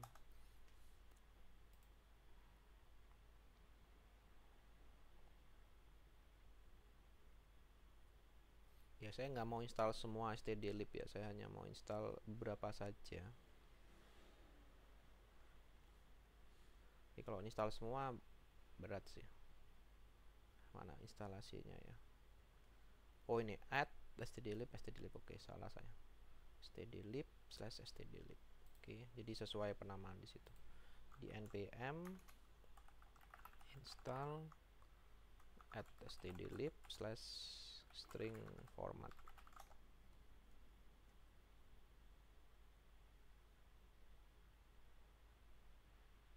Oke, udah bisa. Ya, ada beberapa vulnerability ya. Sebenarnya ini bahaya, cuma mungkin kalau kalian tidak deploy ini ke dalam server gak masalah sih. Tapi ini ada beberapa bahaya kayak 5 high severity vulnerability. Jadi sangat tidak dianjurkan untuk menggunakan stdlib ya ke dalam deployment untuk website yang kalian buat atau web application ya, karena security-nya nggak aman. Usahakan gunakan aja seperti React.js. Oh, jangan React.js, apa? Next.js yang framework yang sudah stable. Nah, di sini saya jalankan lagi demo packrang. Nah, ini kita bisa dapatkan ya hasilnya. Jadi kalau kita lihat di sini packrang at T0 sama ya, 444 semua, kan 4 seperempat seperempat seperempat. Kemudian nanti dia akan stable menuju ke 3529. Jadi ranking tertinggi itu ada di D sama A. Nah, jadi seperti ini setelah 30 iterasi kita lihat dia sudah konstan itu di sini ya, di iterasi ke. Nah, ini sudah nggak ada perbedaan. Yang di sini 77 ke 76 ini sudah stable. Untuk yang A dia sudah stable di iterasi 22, untuk yang B stable di iterasi 2376. Yang untuk yang C dia stable di iterasi 64, 65, dia gak ada perubahan di 22. Untuk sini juga sama di 22. Jadi sekitaran 20, 21, 22, 23. Nah, jadi seperti itu. Untuk programnya mungkin penjelasannya seperti apa sih, Pak? Ide besarnya. Nah, sebenarnya init packrang ini saya mau bikin, sebentar saya pengen tulis isinya kayak apa nih. Console log init packrang. Oke, saya jalankan lagi. Ya, isinya 0,25 0,25. Sebentar ya, kenapa harus array length array from. Mungkin saya harus baca dulu ya. Array from ini kita lihat dokumentasinya. Saya besarkan di sini array from mdn.js. Saya menggunakan 2 input soalnya. Oke. Jadi array from itu bisa juga untuk mengcopy ya, mengcopy. Lalu kita juga bisa untuk melakukan transformasi. Jadi misalnya 1 2 3 saya pengen hasil kopinya itu saya transformasi. Jadi seperti ini 1 2 3 saya transformasi jadi x plus x gitu. Jadi 1 ditambah dirinya sendiri jadi 2, 2 ditambah dirinya sendiri jadi 4, 3 ditambah sini jadi 6, atau sebenarnya 2 kali x juga boleh di sini.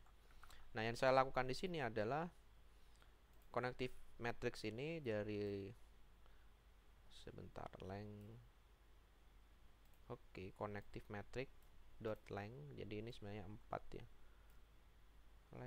Lengthnya ini dari mana nih length? Length ini ngambil dari mana saya? Length per connective matrix dot length. Oh enggak, ini variable property name-nya panjangnya 4. Lalu connective matrix length ini jadi length sama dengan connective matrix 0. Ini artinya saya mau akses connective matrix itu ini ya. Connective matrix itu array ini. Nah, ini saya mau akses yang baris 0. Nah, baris 0 itu saya hitung length-nya ada 4. Oke. Jadi ini menghitung banyak kolomnya. Jadi length sama dengan 4. Lalu kemudian itu menjadi suatu objek. Jadi saya bisa seperti itu ya. Coba ya saya bikin dulu array atau node.js. Saya sedikit lupa nih programnya. Array from, atau bikin dulu let init packranks. Terus saya bikin init packrank sama dengan saya buat array from, lalu argumen pertamanya itu objek, koma. Oh, kalau argumen pertamanya objek apa? Saya mungkin salah. Harus cek lagi di sini bentar. Sebentar, array objek. Jadi ini kan inputnya array ya. Kalau inputnya objek ada nggak contohnya ini? Oh, dia oke, array like. Oke. Jadi seperti yang saya pernah singgung di minggu sebelumnya. Jadi saya sebenarnya mau membuat array kosong dengan panjangnya 4 jauh. Jadi sepertinya gini. Saya let mungkin pakai a ya, sama dengan length. Kemudian panjangnya 4 itu adalah a, itu bisa lihat array kosong dengan panjangnya 4. Ya sebenarnya saya bisa gunakan array apa? Saya bisa ganti di sini tuh array apa ya, bukan ya, array of. Saya bisa ganti di sini array of.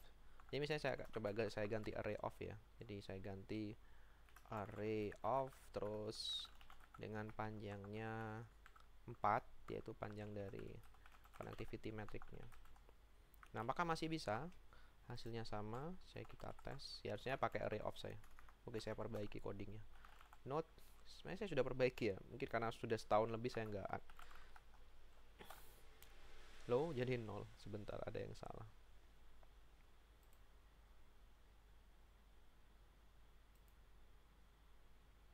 Oh ya, ini saya pakainya kosong sih. Harusnya gini, harusnya elemen ya, harusnya nggak pakai gini. Ini saya bikin komen aja di sini. Saya bikin lagi, harusnya saya elemen ada argumennya ya, jadi nggak sekedar length. Bisa nggak koma ini?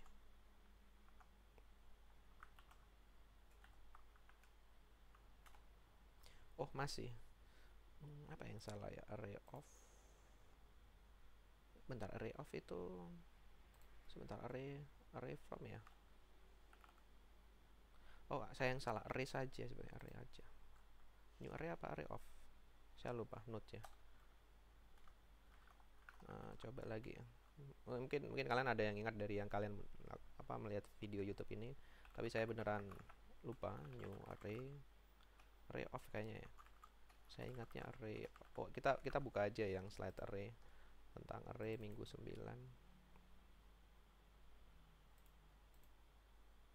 Array untuk yang pengkopian ya tadi.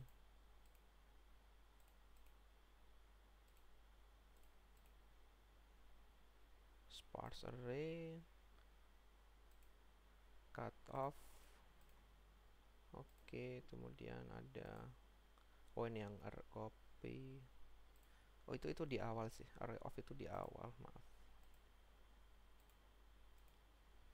Ya di sini nih ada array 10, array of ya. Harusnya saya pakainya array 10 ya, new array 10 itu. Salah saya. Ini harusnya bukan. Ini tetap sama, nggak usah dirubah. Jadi di sini harusnya pakai new array terus seperti ini. Nah, ini yang benar. Kalau saya balikin lagi, exit, kemudian note, ya sama hasilnya. Ya mungkin lebih baik menggunakan new array ini ya, new array kosong. Ini sebenarnya sama, pakai objek ini, tapi ini saya menggunakan ya, mungkin saya perbaiki dulu codingnya nanti ya. Saya harus perbaiki karena takutnya lupa. Ya, jadi buat array kosong dengan panjangnya 4. Kemudian setiap elemennya nanti ditransformasikan. Nah, karena elemennya itu nggak ada ya, jadi kan elemennya empty ya, makanya saya di sini saya nggak akses. Kalau kita akses nanti kita operasikan gimana gitu. Sebenarnya pakai elemen bisa nggak ya? Tapi nggak perlu deh. Itu kita nggak perlu elemen, kita nggak perlu input karena masih kosong. Jadi kita langsung isi setiap elemen tadi, nanti kita ganti atau isi dengan, atau kalian masukkan langsung bisa, misalnya init pick range langsung pakai kurung kotak seperempat boleh gitu. Jadi saya bikin seperti ini supaya adaptif. Kalau misalnya saya isi connective metric ukurannya 100 kali 100, dia akan bikin inisiasi pick range nya tuh 100 bilangan untuk satu array itu. Oke, saya tutup ini. Nah, kemudian apa yang dilakukan berikutnya adalah saya copy initial page range untuk dapat current page range. Kemudian saya copy lagi untuk define next page range.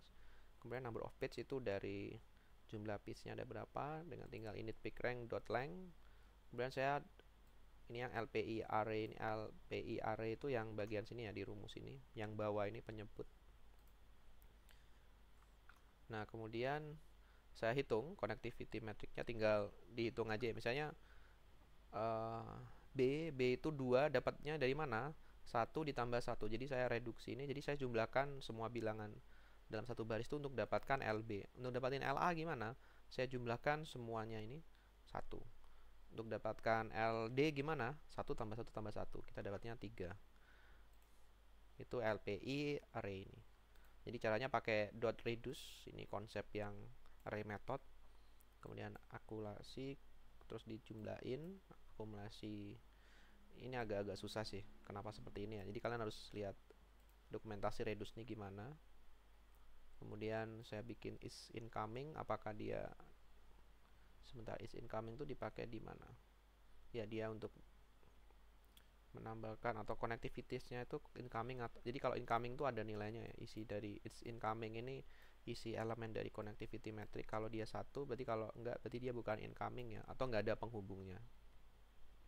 Jadi dimasukkan current pick ring PJ dibagi LPIJ, itu dijumlahkan semua ya, untuk semua yang incoming. Nah, seperti itu, jumlahkan split operator lagi, kayaknya dapat kalian untuk hasilnya seperti ini. Nah, terus itu algoritma ya. Jadi sebenarnya kalau mau belajar Alpro, makanya Alpro itu sebenarnya susah. Nah, Alpro yang kalian pelajari itu sebenarnya bukan Alpro, itu adalah pengantar pemrograman dengan Python atau pemrograman struktur versi Python. Yang sekarang kalian pelajari di S ini adalah pemrograman struktur dengan JavaScript. Jadi kenapa kok nggak dilanjutin aja Python, Pak? Ya kalau saya lanjutin Python, berarti kalian nanti harus belajar PBO. Padahal PBO nanti dipelajari di kelas PBO. Jadi ya kurikulumnya masih berantakan sih SI gitu. Bisa dibilang berantakan, tapi kita berusaha untuk memperbaiki satu pelan-pelan ya. Nanti setiap perubahan kurikulum kita perbaiki ya. Kita nggak bisa bikin langsung the best, itu nggak bisa. Jadi kita buat tergantung input mahasiswa, tergantung kondisi juga masyarakat, tergantung kondisi mahasiswanya gimana, mampu nggak gitu. Jadi kita bikinnya step by step. Bahkan sebenarnya pemrograman struktur ini materinya seperti mengulang Alpro ya, tapi menggunakan bahasa JavaScript ya. Tapi biar kalian dapat dua paradigma ya. Jadi konsepnya tetap sama, ada function, looping semua, tapi ternyata kalau di JavaScript seperti ini, tapi di Python seperti ini. Jadi kalian dapat dua dunia tapi sebenarnya konsepnya sama itu. Ya mungkin ada yang ada di JavaScript, ada yang tidak ada di Python, atau ada yang ada di Python tapi tidak ada di JavaScript. Nanti akan kalian pahami di asinkronus. Sebenarnya asinkronus ada di Python, cuma itu mungkin sedikit lebih susah, mungkin rumit ya. Saya pernah belajar juga yang Python asinkronus. Oke, baik. Mungkin itu ya untuk penjelasannya. Silakan dipelajari, silakan tanyakan di grup, silakan tanyakan ke saya. Saya ada di ruangan dosen sampai jam 5. Jadi nggak perlu sungkan, nggak perlu takut. Jadi menurut saya dengan diskusi kalian bertanya itu lebih cepat belajar. Jadi kalian punya masalah, kalian tanyakan. Jangan belajar itu dari satu arah, misalnya kalian nggak tahu apa-apa, ya harus baca dulu, explore dulu, baru kan banyak pertanyaan nih dari membaca, dari eksplorasi, dan di situ kalian harus pastikan benar nggak pemahamannya. Karena kalau belajar hanya kopas-kopas saja tanpa memahami strukturnya ini apa, itu bahaya. Jadi saya harapannya mahasiswa SI kelas A ini benar belajarnya itu memahami setiap baris-baris ini maksudnya apa sih. Paham itu baru setelah itu penggunaan. Nah, penggunaan itu adalah tingkat pemahaman yang lebih tinggi lagi. Jadi setelah paham bisa gunain. Jadi yang pertama itu kita paham istilah-istilahnya ini apa. Yang kedua kita bisa buat seperti ini juga sama gitu. Jadi tahu ide besarnya gimana sih menyusun dari rumus ke sini, dari algoritma ke sini. Jadi pertama paham coding semua, lalu bagaimana mengubah rumus ke dalam atau prosedur atau masalah ke dalam coding. Lalu yang ketiga adalah menerapkan coding ini ke sesuatu. Itu 3 level pemahaman. Yang paling susah adalah kalian paham dan kalian bisa menerapkan. Itu level pemahaman tertinggi. Kalau kalian memahami yang tertinggi itu udah kalian bisa kemana-mana. Baik, itu saja untuk pertemuan kuliah ini. Mungkin saya mengingatkan untuk di sini ada assignment 3 ya. Jadi pertama ada simple, soalnya ada 5 soal. Sama, kerjakan seperti assignment sebelumnya. Jadi jelaskan, explore and explain about application of JavaScript function to organizational issue.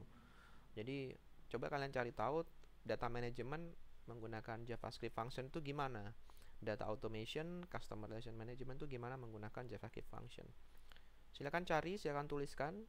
Bisa pakai bahasa Indonesia boleh, bahasa Inggris boleh. Usahakan ya boleh lah pakai ChatGPT, tapi usahakan menulis sendiri ya gitu. Karena kalau menulis sendiri itu berarti pemahaman kalian. Saya lebih suka tulisan yang memang pakai bahasa sendiri. Kalau pakai bahasa ChatGPT pasti halus, rapi gitu. Jadi gunakan ChatGPT itu hanya sebagai mungkin ide atau mungkin sumber, tapi cek lagi benar atau enggak. Ya silakan jawab ini pertanyaannya. Pilih salah satu ya dari 5 ini, mana yang ingin kalian jelaskan. Inventory management itu apa, financial analysis itu apa itu. Terus bisa nggak terapin JavaScript function ke dalam masalah di dalam financial analysis. Kalau yang kedua ini diberikan kartu shuffle deck of card, kartu yang sudah diacak tanpa joker ya. Jadi hanya ada 52 kartu dalam satu deck gitu, dalam satu tumpukan. Buat program JavaScript yang that has an input of shuffle deck and give output the order deck. Jadi inputnya itu adalah kartu yang acak dan outputnya adalah kartu yang udah urut. Urutannya mengikuti ini yang digambar, jadi dari spade, heart, club, sama diamond, ini urutannya. Jadi spade, terus heart, terus club, sama diamond. Urutannya dari kiri ke kanan, atas bawah. Jadi dari 2, asnya itu ada di sini ya. As ini urutan ke sini. Kemudian yang ketiga itu, jadi ini bikin test case-nya untuk yang nomor 2 macam-macam. Misalnya kalian ngerandom urutan kartunya itu 5 macam urutan, nanti semuanya nanti terurut seperti ini. Lalu yang ketiga, bisa nggak kalian mensimulasikan ini yang materi minggu 9 ya, bisa nggak mensimulasikan push, pop, shift, unshift ini dengan splice. Jadi ingat lagi di array manipulation, bisa nggak mengganti perintah-perintah array method ini dengan splice. Silakan tanyakan ke yang present tentang splice ini ya. Jadi kemarin dia present langsung ke saya. Jadi karena minggu ke-9 saya batalkan kelasnya, jadi silakan ditanyakan ke dia. Saya nggak tahu apakah sudah di simulate atau sudah dijawab atau belum. Jadi silakan dicari tahu. Jika kalian bisa simulasikan, kalau jawabannya ya bisa diganti, itu bagaimana cara menyatakan push dengan splice, pop dengan splice. Kalau enggak ya sudah, berarti ya enggak. Lalu yang assignment 3 itu diberikan fungsi seperti ini. Jadi ada fungsi namanya myfunction, myfung ya. Terus ada inputnya objek. Lalu dalam objek itu saya mau ganti property name make itu menjadi Toyota. Yang pertamanya seperti ini. Terus kemudian saya menggantinya menjadi Honda. Jadi kalau saya print pertama mycar.make-nya Honda. Kemudian kalau saya jalankan fungsi itu mycar.make-nya jadi Toyota. Nah, kalau kita lihat kan di sini kan fungsi ini tuh mengubah sesuatu yang di luar fungsi ini. Jadi make ini sebenarnya ada di luar fungsi itu, terus dia berubah.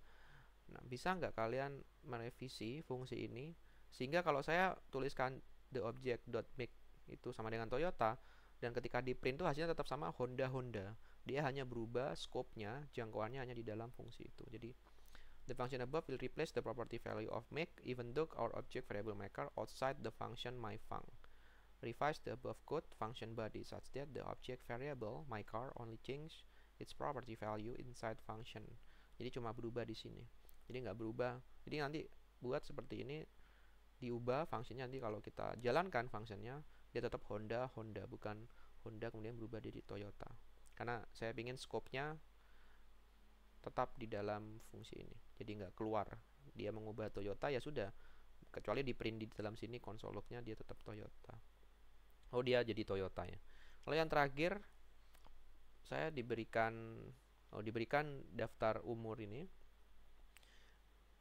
Lalu menggunakan .find atau find index itu cari nilai yang lebih besar umur ya, umur yang lebih besar dari 5. Nah, di sini kalian tidak diperbolehkan untuk menggunakan .filter.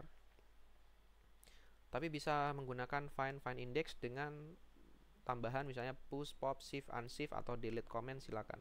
Tapi tidak boleh menggunakan .filter karena kalau menggunakan .filter satu komen sudah selesai nih, problem nomor 5.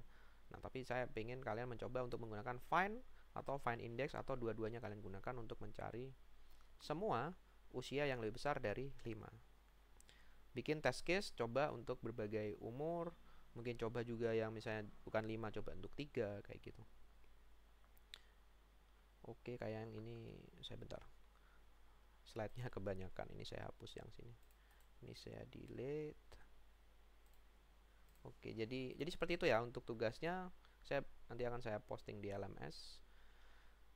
Baik, begitu saja untuk penjelasan minggu ke-10. Semoga bermanfaat ilmunya. Jadi silakan tanyakan ke saya, jadi jangan perlu sungkan ya. Belajar itu yang aktif adalah mahasiswanya. Saya hanya sebagai fasilitator menuntun kalian ya, diskusi ya, juga kadang saya juga belajar juga hal baru, mungkin yang pertanyaan-pertanyaan yang baru-baru yang dimunculkan dari kalian. Baik, begitu saja dari pertemuan ini. Terima kasih sudah mendengarkan kuliah ini. Kita berjumpa lagi di minggu ke-11.